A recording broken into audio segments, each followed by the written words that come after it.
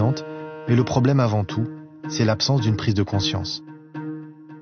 Si on parle de l'environnement, la protection de l'environnement, tout le monde est partant. Toutes les administrations sont partantes, soit les forêts, la pêche, les gardes-côtes, les députés, tout le monde est partant. Tout le monde est partant. Ça, ce qui se réalise réellement, il est contraire à ce qu'il y a sur le papier. Si par exemple on dit qu'il ne faut pas installer, par exemple, il y a les gens qui sont en train de prendre des terrains qui sont situés sur la côte. Il faut laisser justement ces terrains vierges, il faut les conserver, les préserver et tout ça. Bon, il te dit, oui, nous sommes d'accord, il n'y a aucun problème. Finalement, on voit le contraire qui se produit. L'État algérien a des projets plus urgents.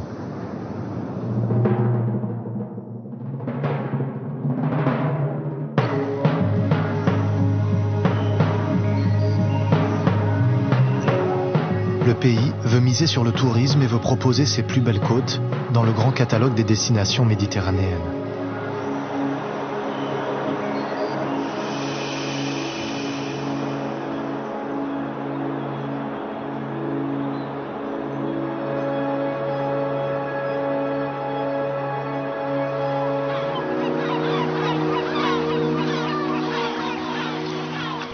L'Algérie n'est pas encore pacifiée. Les côtes sont souvent souillées, qu'importe.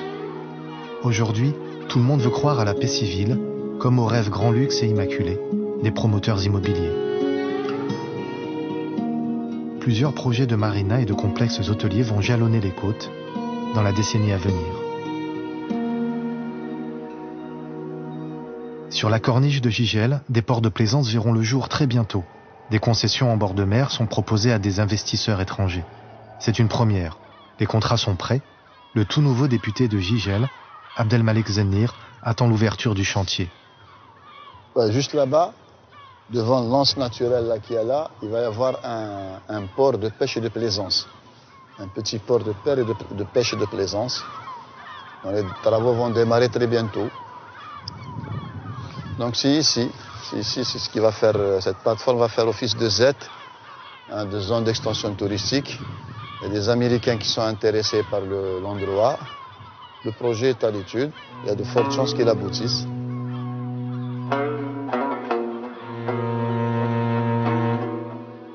Terrain de golf, piscine, hôtel de luxe ultra sécurisé.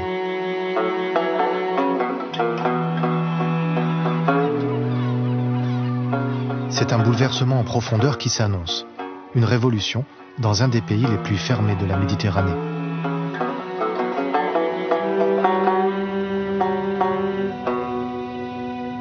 Pensons rattraper un peu notre retard, je dirais entre parenthèses, y compris culturel vis-à-vis du tourisme balnéaire. Parce que nos voisins ont pris de l'avance, pris une sérieuse avance sur nous, et il y a beaucoup de choses à faire dans ce domaine-là. Les chantiers qui s'annoncent sont encore flous. Pour Gaïa, il faut aller vite. Développer l'économie touristique, c'est une chose, mais pourquoi ne pas préserver d'abord la corniche de Gigel en l'intégrant dans le parc naturel? Le projet existe. Il traîne dans un carton du ministère de l'Environnement. Il prévoit la création d'une réserve marine dans les zones les plus fragiles.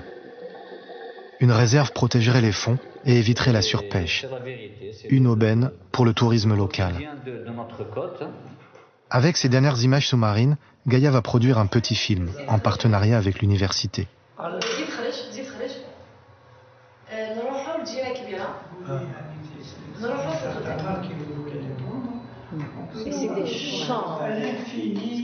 Visite guidée de la réserve. Pour l'instant, c'est un rêve que partage aussi Nadia.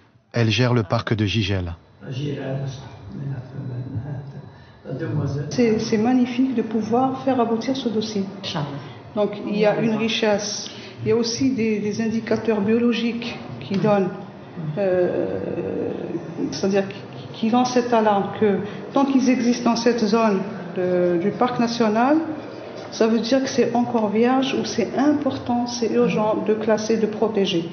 Il y a un petit problème qui se pose sur le côté administratif, que la réglementation n'est pas encore prête. Il y a tout un travail qui se fait pour introduire la nomenclature d'un parc marin. Ça n'existe pas encore en Algérie. Il y a réserve marine, mais la gestion toute la réglementation qui va faciliter la faisabilité, elle n'est pas prête. Pour exister, la réserve a besoin d'un cadre législatif, mais depuis 6 ans, la loi n'a toujours pas été votée à l'Assemblée. C'est l'opinion qu'il faut convaincre d'urgence. Alors, après les images, Gaïa ajoute du son.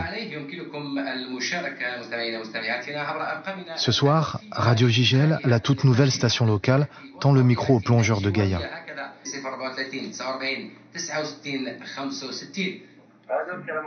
L'émission est en direct. Moi j'appelle parce que j'habite sur la corniche et on a un petit problème. Allez-y, je vous en prie. En fait, les gens prennent la côte pour une décharge. Pendant 2 heures, les invités du soir vont parler décharge, déboisement et qualité des eaux de mer.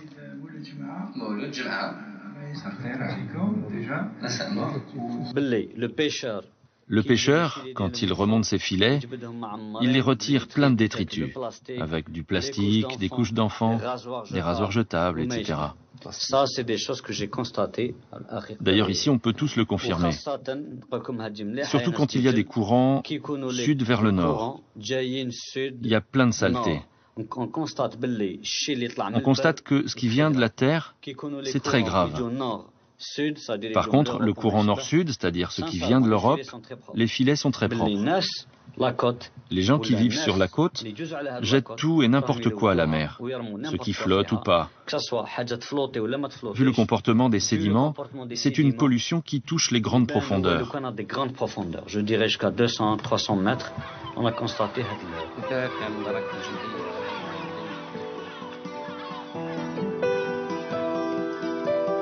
Pendant trop longtemps, personne n'a parlé d'environnement. Sur une grande partie de la côte algérienne, le constat est devenu préoccupant.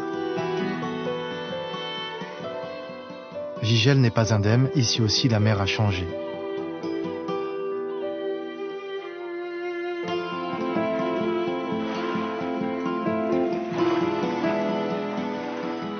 Les pêches miraculeuses ont rejoint les autres légendes de la cité au rayon des souvenirs. Alors, pour remettre de la vie au fond de l'eau, Gaïa doit convaincre tout le monde, et d'abord les pêcheurs.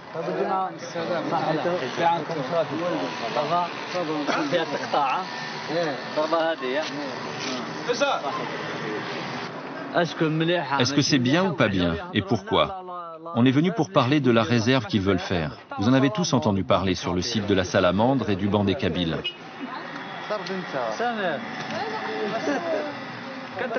85% des petits métiers pêchent dans cette zone. Si tu les empêches d'y aller, toutes les barques vont disparaître. Déjà que pour aller pêcher la bonite et travailler toute l'année, il faut payer des millions pour l'assurance. Tous les propriétaires de ces barques vont couler. Il faut compter l'usure du matériel, les casses. On va se comprendre. Le parc de Gigel a fait une étude avec l'ISMAL, l'Institut des sciences de la mer et de l'aménagement du littoral. Mais cette étude n'ira pas loin si on ne s'entraide pas. Pourquoi?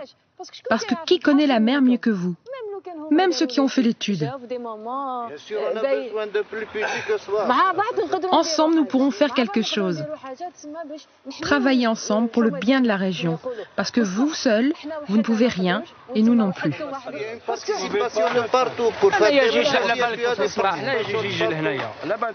Regarde, il n'y a pas d'usine, il n'y a pas de travail, trop de chômage. 85% des Gigeliens vivent de la mer. Si tu vas demander un poste, déposer un dossier pour quoi que ce soit, il n'avancera pas. Et tout marche avec les relations. Attends, le problème ce n'est pas ça. On se connaît, on est du même coin. On ne va pas dire que c'est interdit d'aller là-bas. Parce que si on me dit que c'est interdit, la première chose que je vais faire, c'est d'y aller. Nous avons constaté que cette région, avec ses 120 km de côte, si on la laisse comme ça, elle mourra.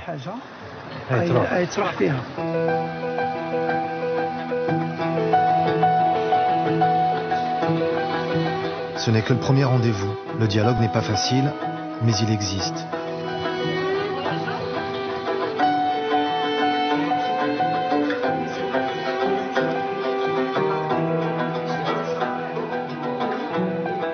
Des femmes et des hommes s'engagent, la question de l'environnement se pose enfin, et le pays attend des visiteurs.